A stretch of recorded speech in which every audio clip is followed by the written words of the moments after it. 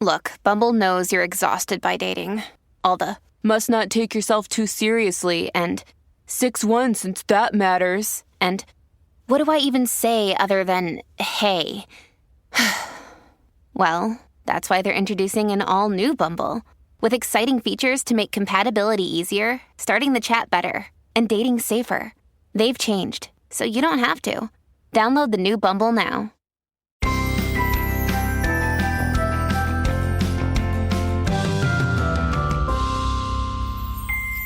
Hello and welcome to Bytes of Health, where we hope to take a bite out of your parent worries each day with sound advice and guidance.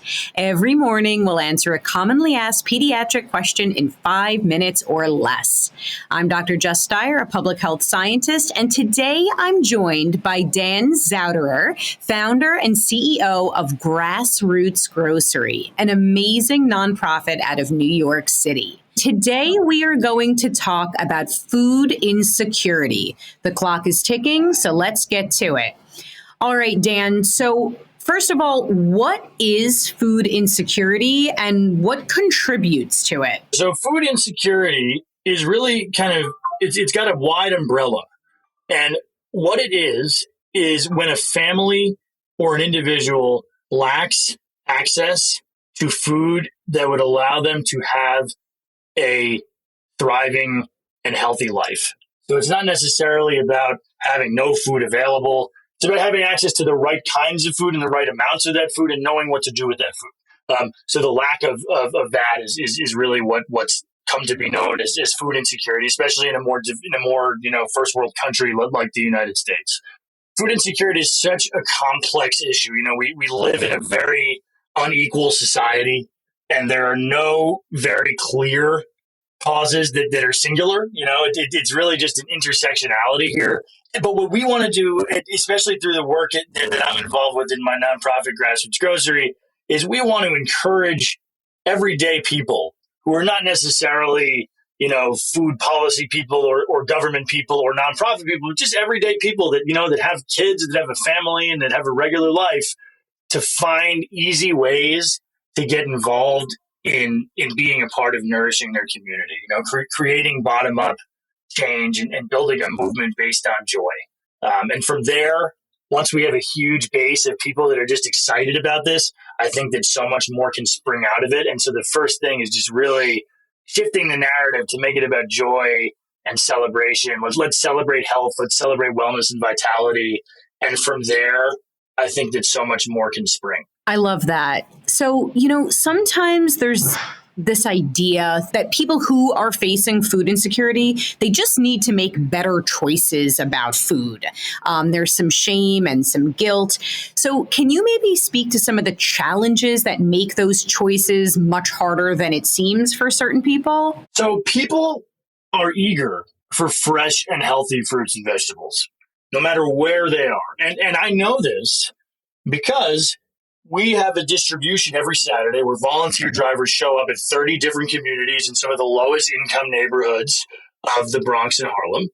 And we have people that are waiting online at these community distributions every single weekend, even though they know that it's only fruits and vegetables that we're going to be giving out. We're not giving out any meat products. We're not giving out any dairy or milk, right?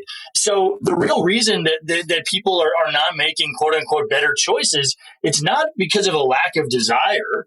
It's because of a lack of access. In the lowest income communities, it's also the most difficult to access the healthiest food. And it's also, unfortunately, oftentimes the most expensive to access that kind of food. And so when you're a family that's a big family that's struggling with just everything that life throws at you, sometimes when you're at the supermarket and you have to feed a big family, that fresh produce, those, heads of romaine lettuce and ripe stone fruits and berries and all those other great things that we're able to provide for free at Grassroots Grocery through our distributions to get to families in need. Those are the first things that people are cutting out at the cash register, not because they don't want them, not because they're not desperately needed, but just because they're so inaccessible. Dan, you're doing such incredible work. Can you let folks know where to follow along, maybe a website or social media? Where can we follow the work you're doing? Absolutely. Thank you for asking. So at Grassroots Grocery, you can follow us best probably on Instagram. We are Grassroots Grocery NY on Instagram. And then also please follow me on LinkedIn. I'm just Daniel Zauderer, Zauderer. And I love posting about the work that we're doing at Grassroots Grocery. And check out our website, grassrootsgrocery.org.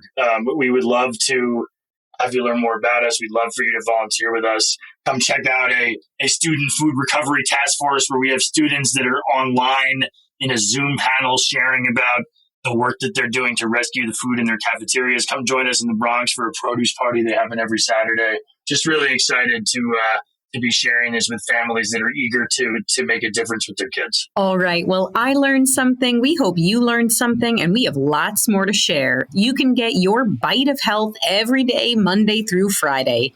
Special thanks to Dan Zauderer of Grassroots Grocery for sharing his expertise with us today. You can check out all the amazing work that he's doing over at grassrootsgrocery.org. If you like what you've heard here, let us know. Please leave us a review on Apple and be sure to tell your friends. Remember, there is no single or best way to parent. Parenting is a journey, and we are all just doing our very best. We wish you happy, healthy, and stress-free parenting.